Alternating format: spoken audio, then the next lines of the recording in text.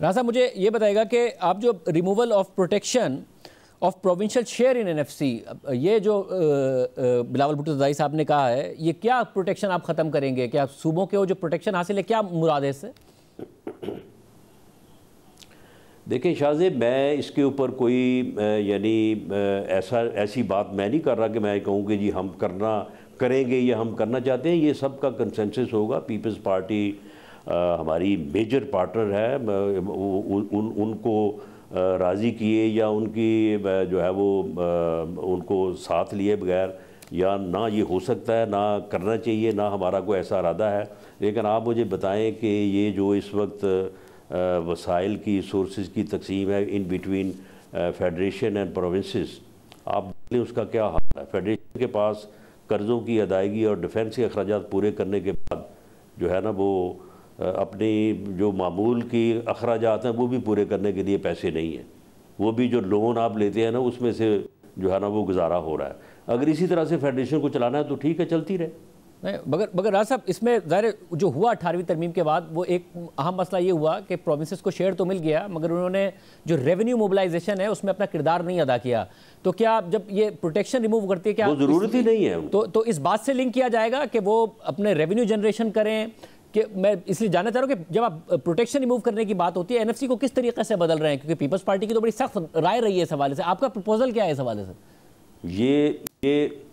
ये आपने बहुत ही जो है वो एक इंतहाई वाइज और अहम नुक्ता आपने जो है वो उठाया है। यकीनन हम भी इसी के ऊपर जो है वो बात करेंगे कि सूबों को सोर्सेज जनरेट करने की ज़रूरत ही नहीं है। उनके पास पहले ही ज़रूरत से ज़्यादा है, और अगर इसके ऊपर बात ना की जाए तो फिर ऐसे ही रहेगा।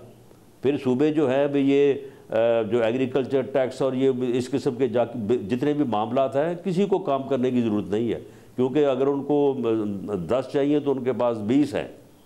और फेडरेशन जो है वो उसका आप देख लें कि फेडरेशन के पास जो है वो इन दो बड़े जो है वो अखराजात को पूरा करने के बाद फेडरेशन के पास तो कोई सोर्सेज नहीं है या फंड्स नहीं होते। पीपल्स पार्टी के अलावा ये बताइए क्या मरियम नवाज साहिबा राजी हैं इसके लिए? मरियम नवाज साहिबा से बात होगी, वो राजी हैं?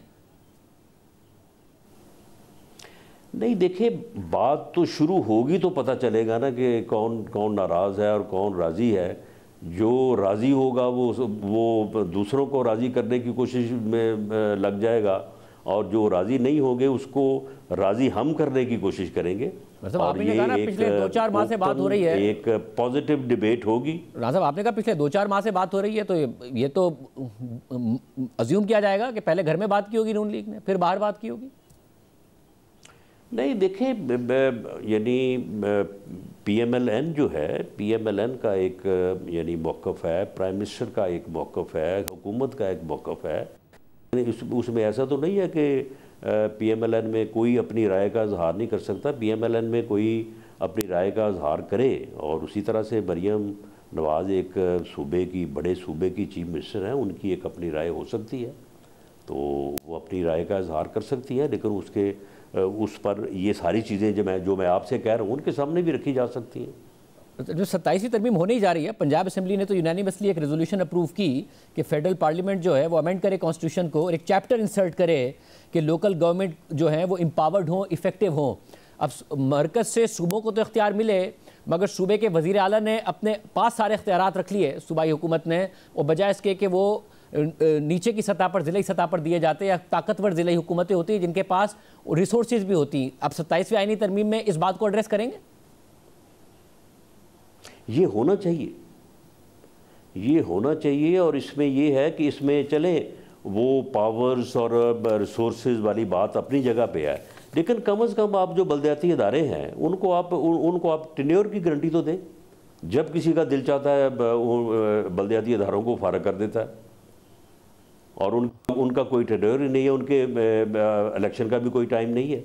तो कम से कम उनके वजूद को जो है वो आइन जो है उनको जो है वो सेफ कर दे, उनका वजूद जो है वो डिटरमन हो जाए, अब आइनी तौर पे उसे गारंटी हासिल हो कि ये टाइम होगा, इस टाइम के ऊपर इलेक्शन होंगे, तो इससे बड़ा फ़र्क पड़ जाएगा। बाकी ठीक है, सोर्सेज जब जिस बुनियाद के ऊपर सूबों को मिलते हैं उसी बुनियाद के ऊपर आगे इजला को और तहसील को और यूनियन कौंसल तक ये वही फार्मूला जो है, जो फार्मूला मरकज़ से सूबा और सूबे से नीचे जो है वो यूनियन कौंसल तक जाना चाहिए। ऐसा तो नहीं है कि जिस ज़िले से या जिस शहर से कोई ज़्यादा एक अपना जो है वो यानी पोजीशन में हो तो वहाँ पे जो है वो सब कुछ हो, और जो जहाँ पे कोई ना हो तो वहाँ पे जो है वो बिल्कुल हिस्से की चीज़ जाए। तो आप चाहिए गलत इस्तेमाल कर रहे हैं, आपके प्रपोजल में है या नहीं है? अब हुकूमत जब चाहिए इस्तेमाल करे, चाहिए तो यहाँ से मुझे सवाल पूछना चाहिए और आपको बताना चाहिए या है या नहीं है। नहीं, प्रपोजल में तो बात ये है कि एक बड़े सूबे की असम्बली ने करारदाद पास की है और इसको सभी इस चीज़ को महसूस भी कर रहे हैं, बाकी सूबों से भी आवाज़ें उठ रही हैं, तो ये चीज़ें तो सारी शामिल होंगी ना, इसमें शामिल हो सकती हैं।